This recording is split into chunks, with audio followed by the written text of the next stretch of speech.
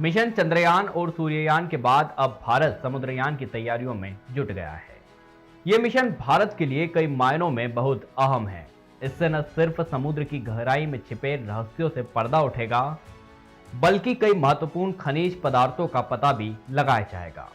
वहीं यदि सब कुछ ठीक रहा तो अगले साल यानी 2024 की शुरुआत में भारत अपने पहले महासागर मिशन समुद्रयान के तहत मानव युक्त सबमर्सिबल का गहरे समुद्र में परीक्षण करेगा। इसके लिए स्वदेशी पनडुब्बी तैयार कर ली गई है, जिसका नाम मत्स्य 6000 रखा गया है। समुद्र यात्री इसी में बैठकर 6 किलोमीटर की गहराई में जाएंगे।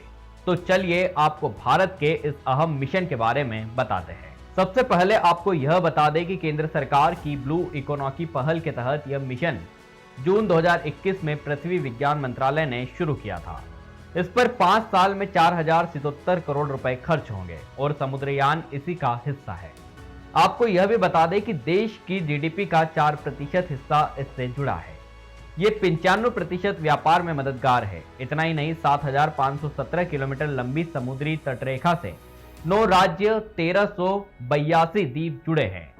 देश की 30% आबादी समुद्र पर निर्भर है। समुद्रयान मत्स्य 6000 को national institute of ocean technology यानी NIOT के साइंटिस्ट ने बनाया है और इसे बनाने में 2 साल का समय लगा है।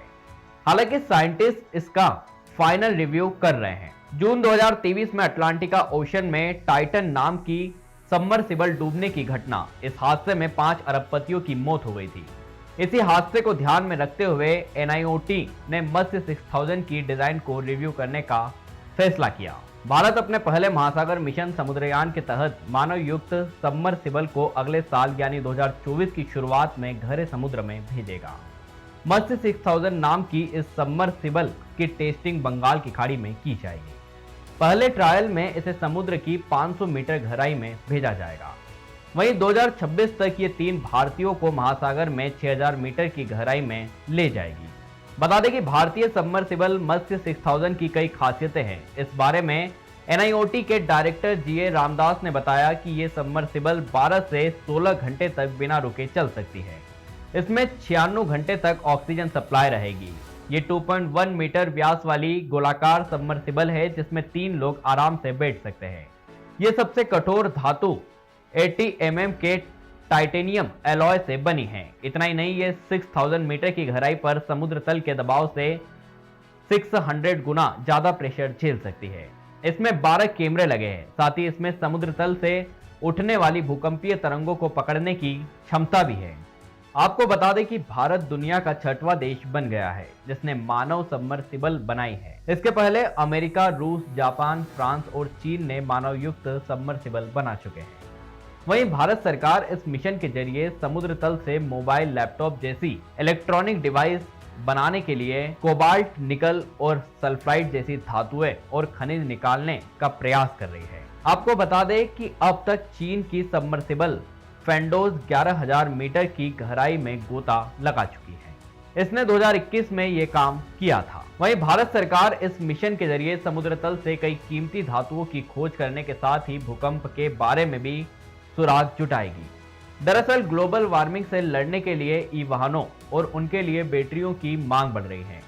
वहीं इनको बनाने में इस्तेमाल होने वाले संसाधन दुनिया भर में कम होते जा रहे हैं। बता दें कि समुद्र की गहराई में पाया जाने वाला लिथियम, तांबा और निकल बैटरी में इस्तेमाल होते हैं।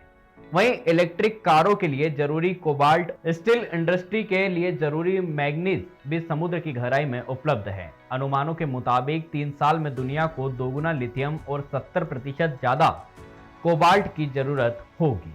वहीं अंतर्राष्ट्रीय ऊर्जा एजेंसी का अनुमान है कि 2030 तक करीब 5 गुना ज्यादा लिथियम और 4 गुना ज्यादा कोबाल्ट की जरूरत होगी। बता दें कि इन रॉ मटेरियल का उत्पादन मांग से काफी कम हो रहा है। इस अंतर को बैलेंस करने के लिए समुद्र की गहराई में खुदाई को विकल्प के तौर पर देखा जा रहा है। सबमर्सिबल और पनडुब्बी दोनों पानी के अंदर चलते हैं, लेकिन उनके डिवाइस, काम और उद्देश्य अलग अलग है। बता दें कि पनडुब्बी एक प्रकार का जलयान है जो सतह और पानी के नीचे दोनों पर काम कर सकता है। यह बिजली या डीजल इंजन से चलता है। बता दें कि पनडुब्बी आमतौर पर आकार में बड़ी होती है और कई लोगों को ले जा सकती है। इनका उपयोग मुख्य रूप से टोही निगरानी और सैन्य उद्देश्यों के लिए किया जाता है। वहीं सबमर्सिबल एक प्रकार का वाटरक्राफ्ट है जिसे सिर्फ पानी के नीचे संचालित करने के लिए डिजाइन किया गया है। यह आमतौर पर आकार में छोटा होता है और सीमित संख्या में लोगों को ले जा सकता है।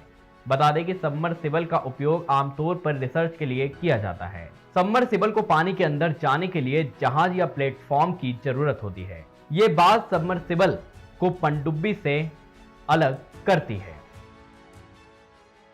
फिलहाल के लिए इतना ही। व्यास मीडिया से जुड़े रहने के लिए वीडियो को लाइक करें, शेयर करें और सब्सक्राइब करना न भूलें।